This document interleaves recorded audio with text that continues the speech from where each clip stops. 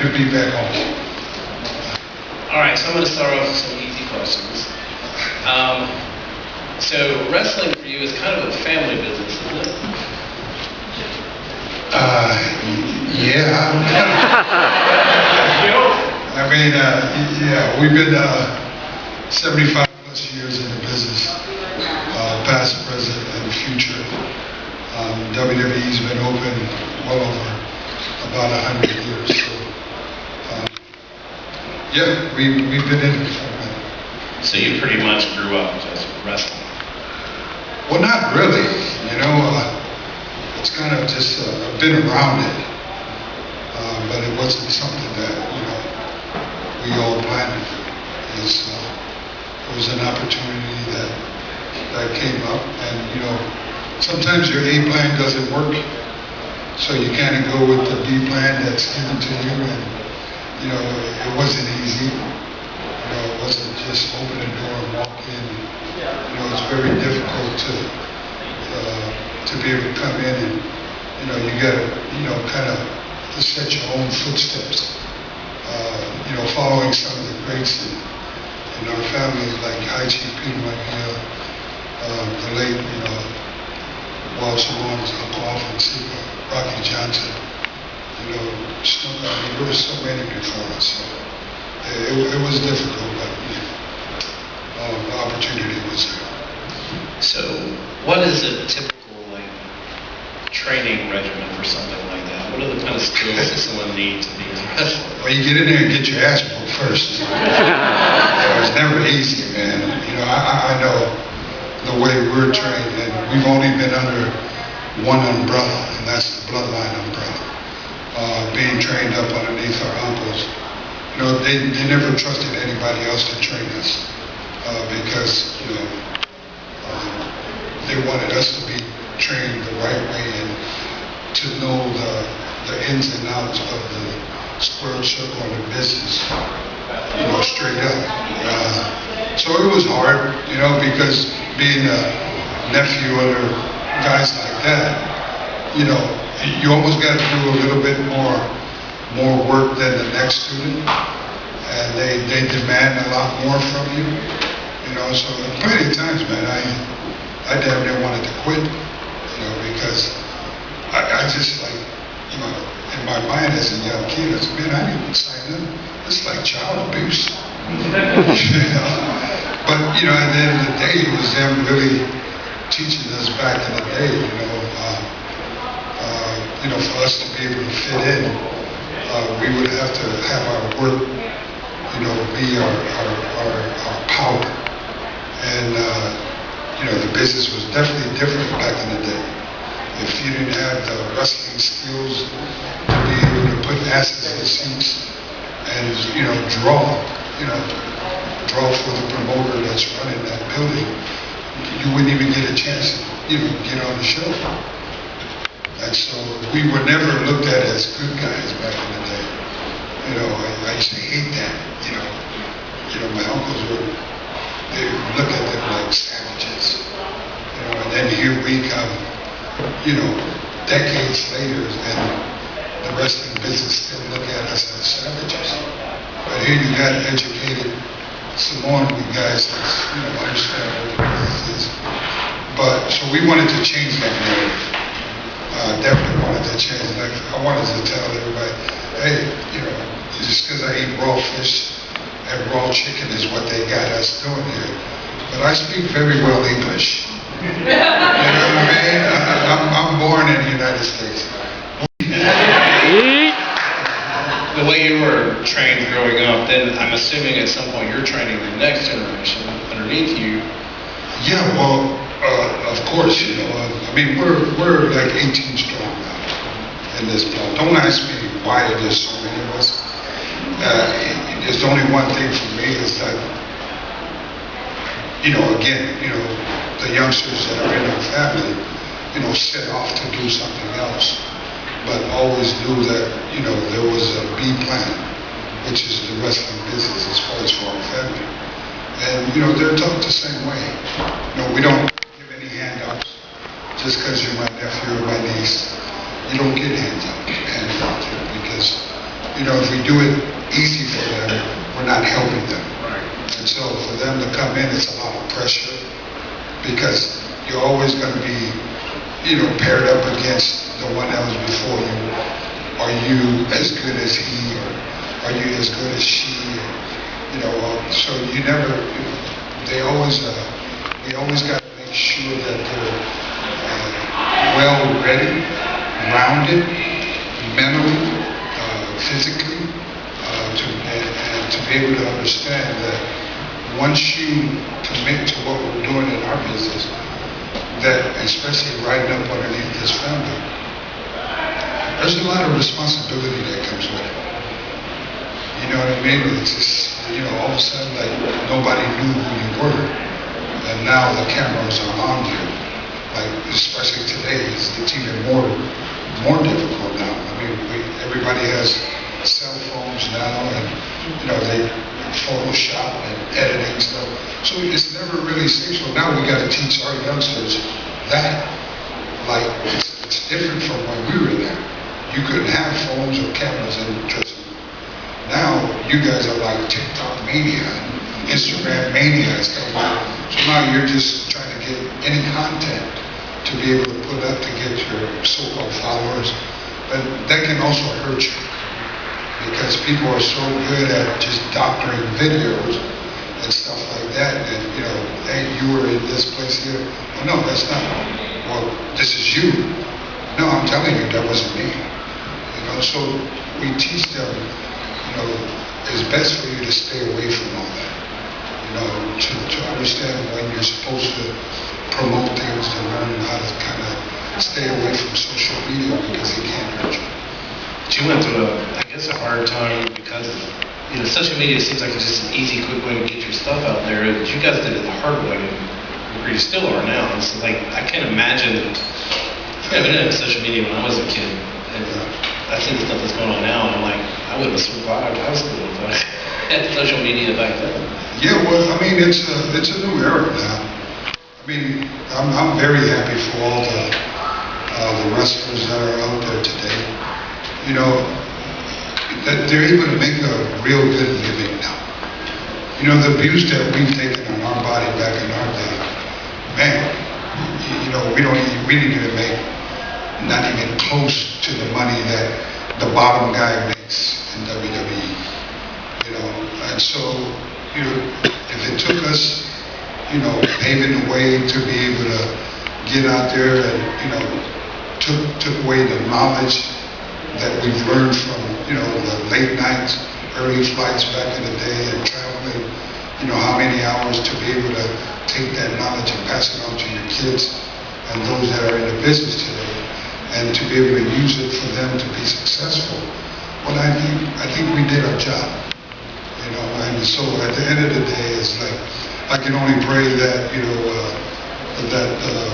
the company, these big companies that are able to take care of the wrestlers, more, because a lot of us, by the time they walk away, a lot of them we're banged up. It really affects our personal lives. Like I got 13 grandkids now, thanks to Jimmy J, Solo, and the whole crew. I got 8 boys and 1 daughter, and my daughter, she's the oldest one, and she never gave me a grandkid. And she's the only one that I'm waiting to walk down the aisle, right? Nieces and nephews from my brothers, and we just want you to be able to be healthy, to keep up with them. So now it's that, I see, what my personal circle is, and I just pray that, my boys, they continue on to be able to provide for this circle that I'm in, which is my new 13, 14 grandkids. And so I just try to appreciate my blessings. Maybe I didn't get blessed back in the day as far as making the big money, us as the wrestlers that paved the way, but to be able to see that blessing now come full circle, now my boys, they're doing the work, but to see the blessing go to my grandkids, God God is great. That's all God is great for that. So we have a question. Step up and speak into the mic. Welcome back to the 850. Hey, And congrats on your illustrious career. Thank Who you. was your most favorite wrestler to go against, and who was your least favorite? well, probably my least favorite would have to be family members. Because the TV, you see the TV, but in between us, like sitting this close, we're wrestling. It's just nonstop joking. So you can never really kind of get serious. But the guys that I like to work with was, guys like Undertaker, guys like Stone Cold Steve Austin, guys like Eddie Guerrero, Owen Hart, Bret Hart. These guys here, when you're in the business that I'm in, there's certain people that can bring the best out of you. And, when you're on the road 207 days out the year, sometimes you just don't feel like doing this shit every day. And when you come to an arena, took me like, I don't know, we flew from LA all the way to Germany. Now the time difference, you're tired. But when you get to the arena, you're wrestling Bret Hart. All of a sudden you get that smile and that extra energy. Is because you know you're gonna have a good one with Bret Hart. And because it's just the way his work ethic is. And so some of these guys that we wrestle, it really for me, I love because it helps me bring up my A game. And then, you're always steady learning, right? And so I'd have to say Bret Hart, The Undertaker, Eddie Guerrero, and then the worst that I don't like working with is family members. Thank you, show. All right. Where did the stink come from? The stink I come from? What is it? Stink pig. Where did it come from? Idea. Beat 'em and feed 'em. Okay, I told this story many times. It was born in Mobile, Alabama, right down the street. There was a house show on a Sunday, and this is back in the day when we first just started shooting Monday Night Raw live on Mondays. And how many of you guys remember the Boss Man? I do. Okay, he was a good wrestler, good friend of mine. And I'll never forget Boss Man because he was actually the one that told me to stick my butt in his face. I had no idea. I thought he was joking. And so, I was there and I gave him a clothesline in the corner. Boss Man fell. That's what we all know today as a steel face position. And I didn't know he fell in the back of me. And all I could hear in the front row was an old lady's voice. Rikishi, turn around, stick your butt in his face. And that's where this came, that slow look, because I was looking. He was saying that. So as I turn around, I see Boss Man, he's in steel face position. He tells me, take a walk over here. I was like, what? So I took the first step, and then 15,000 in Mobile, Alabama, arena. It almost like a volcano. You can feel the energy. So I took another step. Now this volcano feels like it's going to erupt. And I was nervous. I didn't know what the hell I was going to do when I finally get there. So as I finally get there, I'm standing right in front of him. He tells me, turn around. I said, don't even tell me this guy's going to tell me. So as I turn around, this is what we, as professional wrestlers, we call a big pop. You look for this pop in your career. A lot of wrestlers try to find that move that gets a huge pop for the crowd. And when I turned around, man, I couldn't even hear, like it was so loud. It was so loud. And he said, baby, we got him. This is Boss Man. Baby, we got him. We got him now. Stick your butt in my face.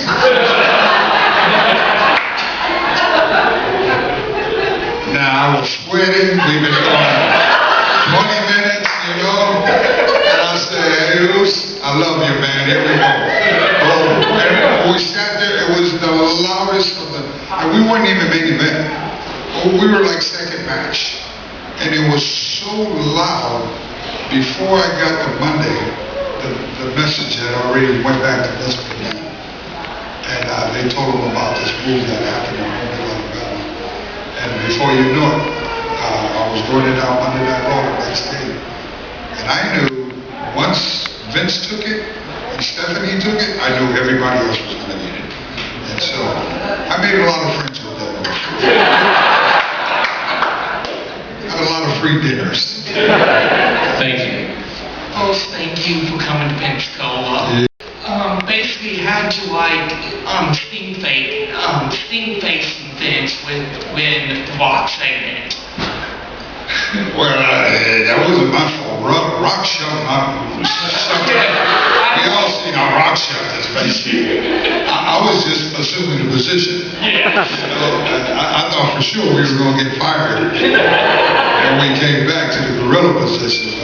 Hey man, how many times did you get to stink face your boss and get paid for it? Not many. You know what I mean? That was for the people stink face there. And I believe that was the one when we closed the kiss your ass. Yeah. Because I think Vince had a Yeah, he was club trying and to everybody twist kissed his ass. There you go. Yeah. So, yeah, I was shocked that I was the guy. I didn't even know until I got there that day. So. And then my next one Yeah. is, how well did you like dancing when you was dancing, like with Scotty Too Hottie and I can't even remember the other one's name. Grandmaster Sexton? Yeah, Great Master Sex when you was doing your own segment. It was fun, man. You know, I Because I did love the shades on you, by the way.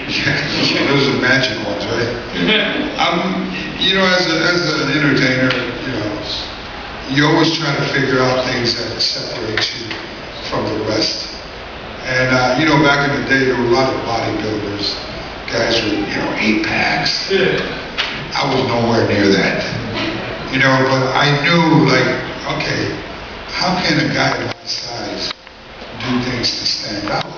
You know, so number one, I had the thumb, you know, and the bleach blonde hair. But I used to dance to make money, extra money, back in the day in the Bay Area on the Fisherman's Wharf. Samu would hold the jukebox, and I would stand on the milk cart, and I would be the guy that kind of be like a lion and kind of just, you know, all over here, just, you know, quarters and 50 cents back in the day. And so I thought, well, this is something I can do. What if we were to go out there, because we had 2 white boys that try to be like they're from the hood, have no hood in it, never, you know, but couldn't dance at all. And so when we were in the back, we thought about, what if we were to try to bust a move? I think it would be funny seeing you 2 try to dance like you know how to dance. That would be the part that would people would gravitate to. I said that people would, you know, look at me like they probably think that I'm 450-pound guy. Like I can't move, I can't dance. Well, we did what we call a wow moment. It's one of those things when they judge a book by its cover. And then when that book starts to open up and see, damn, I didn't know he could move like that. Well, after we done that, you know, our merchandise sales shot to the roof, so we were like, I guess we're on the side. And so it was fun.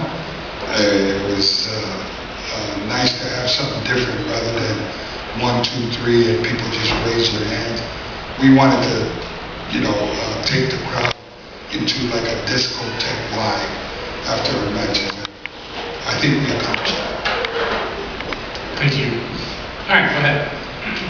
First, before my question, I got to give flowers for the new brother. I have so much respect for you and your family. I used to be a worker on the Gulf Coast in the Indies years ago, and I was very fortunate to work with Uncle Sika. One of my best training days is when, I respect, I won't use real names, but he called me out to work with Roman. And that was one of the best training days I ever had. I saw so much promise in him. I told him he was going to be champion within 5 years. He did it in 4. I knew he was going to be good. Same thing with your boys. They were just fabulous at the time we were getting out. I didn't trust myself to take care of myself in the ring with the guy I was working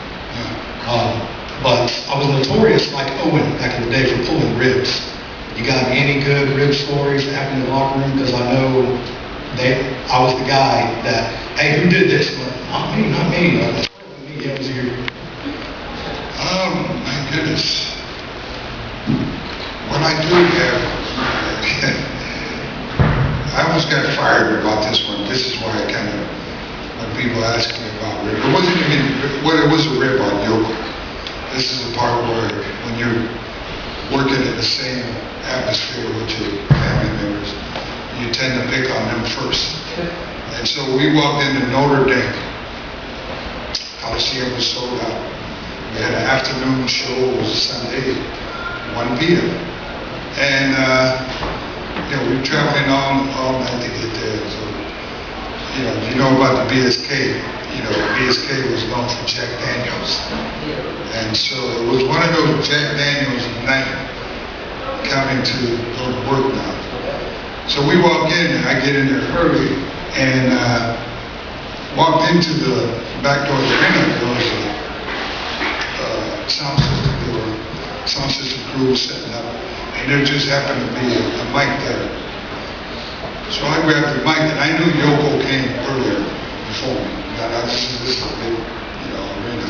So I figured, well, what better way to get a hold of Yoko than to grab the mic and go ahead and, look for him on the mic. So I would grab the mic, and I would say, Yokozuna, where are you? I'm really Yoko, I'm looking for you.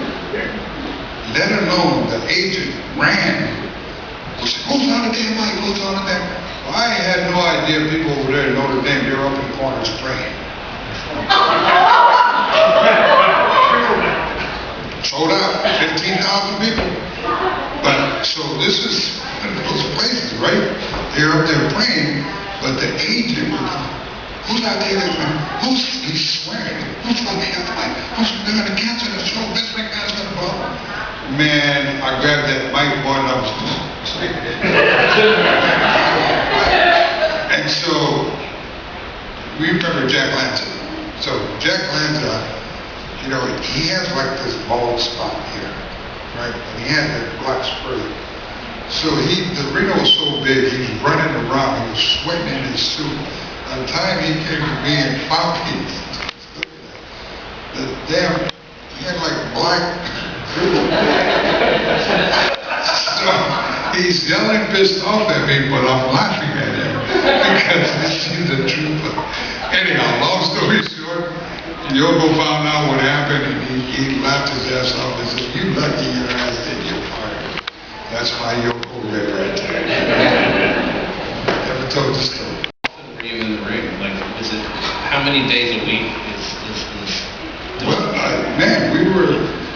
this was during that time, dude, Miss McMahon was going through the federal, that big federal case. So all of a sudden I was scheduling, we're like double shots twice a week. Double shots meaning work twice, and once at 1 o'clock and once at 7 p.m. And so we would hit those shows on a Sunday and Saturday. And then we'd come back, Monday would be Monday Night Raw, Tuesday would be SmackDown. And then depending what part of the world you were at, you would fly home on a Wednesday. But if you were a top guy, you wouldn't go home. You would go to the next town to be on the Good Morning America show at 6 a.m. to promote blah, blah, blah. So, the scheduling was every bit of 200-something days non-stop. By the time you get home, you only got enough time to, empty your bag, wash your clothes, maybe have one dinner with the family, and then early in the morning you're back out again. So, where it's different today now. Today, they do not too many house shows anymore, which they finally figured it out because it kind of saves the wrestler's body. You're not like running hard every day. So it's different. When our scheduling was some today's a lot more easier, and they get a lot, get paid and get taken care of, which I'm very happy for. So I'm guessing you're also fitting in training in between all that too, right? Well, yeah, you got to fit that in on your schedule. You kind of remember the cities that you go to in the States, kind of know where to kind of post up, what hotel you're going to go to, and, convenient for your gym there. You got like a laundry mat there, you know what I mean? So we were doing everything. And then if you had bleach blonde hair, you had to go find a place to bleach your hair. You know what I mean? So the scheduling was it was tough, man. But you found a way to get it done. You always have to figure that out because you never wanted to take yourself out of the game back in the day. You didn't want to get hurt or try not to get hurt because if you got hurt, now you've been written off the storyline, meaning you're going to be at home and not making as much as if you were. Does anyone else got any other questions? Yeah. Good. How many of y'all ready for WrestleMania? Yeah. Yeah, y'all happy for Yee, man? Oh, yeah. Good. Think so? I honestly didn't know that he was going to win the Royal Rumble. That boy never even told me. Which was nice, I hope it was nice to have the company go a different way. Because when you see John Cena with Yeet Man, for sure, we probably all thought that, okay, they're going to go with John Cena. Because that's the marquee face. That's the John Cena's, the Roman Reigns, the Stone Cold, the Rock. Those are the faces for WrestleMania. But man, I'm not just saying this because my son played. Yes, I am. It's just so nice to see the underdog get a shot. You know what I mean? These are the guys that put in just as much work as everybody else. I can honestly sit here and tell you it's been 17 years since my boys been in the company, pounding their body and, waiting for that opportunity and, did what they had to do to rise to the top. And, a lot of times it came to a point where they, questioned their ability. What is it? We know we're athletic, we can wrestle, but what is it? Why haven't we got shot? But it's so nice to go to Hollywood and then you have stuntmen, take your place. It's like, man, this is nice. You have to pound our body, or you know what I mean. And you get pampered. The food is great. The payoff is even better. So it's something like that as a father, I still advise the boys, my kids to be able to listen. It's just the entertainment business here. If you feel like there's another challenge that you want to try in life, the crossover would be that. Look at Uncle Rock, he done smashed Hollywood. And I remember when he first came in 20 years ago, they said, no way a big buff, bald-head Samoan is going to be a mega superstar, movie star. He's the top paying guy. Work ethic, believing in yourself, to never, take other people's, what their opinion of you, to take it to your heart. If you feel you can do it, then go do it. And that's one thing that I feel like what is so solid with our family is the circle, because it's always each one teacher. Each one teacher. And that we've been blessed for that, to have a family that's close-knit like that, and to be able to have the youngsters listen to those that's been there, done that. A lot of times, kids nowadays, it's like, even parents, sometimes they think that us parents, they don't know what we're talking about. Like we're too old, we've been there, times have changed. Yeah, you might think times have changed, but I always tell you that no matter how old you get, no matter how, when you get married and you have other, always remember that we're always on the same team. We started together, we're going to end together. And so, we've been blessed, and I just thank God every day for the blessings to be able to, be on this platform, to be able to fellowship with everybody that, you know me, but I don't know everybody. But I want to say thank you. Thank you for the years of support. Thank you for being fans of my sons. And I'm a happy man now. I don't have to pull my credit card when I'm home. All right, let's give him one big round of applause. Make sure you stop by and visit his table.